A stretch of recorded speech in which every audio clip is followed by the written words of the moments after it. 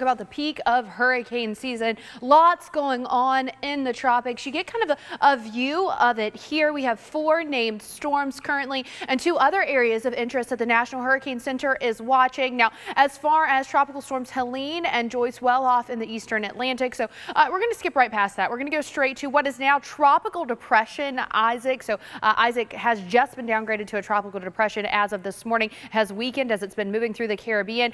Talking to you about Isaac because this storm is forecast to continue moving through the Caribbean. Some of the models do have Isaac dying out. Other models have it moving through the Caribbean, emerging into the Gulf late next week, then possibly moving up toward the northern Gulf Coast. So that's not something we're particularly worried about for South Florida, but it is something we'll keep you updated on. Also, you may hear there's another system in the Gulf that's going to be a rainmaker for the Gulf Coast of Texas. So places like Houston getting rain out of that, but we are not particularly worried about that for us either. We also have, of course, all eyes on Hurricane Florence, a Category 1 storm, a very strong Category 1 storm. Not much change with the 5 a.m. update. Wind still at 90 miles per hour, taking that dip to the south. So this is really only moving a very small amount all day today, moving across South Carolina throughout the day on Saturday, pretty much all day, and then not turning away from that area until we head into Sunday and then early next week, where it eventually gets picked up into the jet stream and kind of whisked away as a remnant low. But today through the weekend, it's going to continue to kind of batter the Carolinas. So a big rainmaker there. You can see it here, that eye wall, I would say getting ready to make landfall very, very close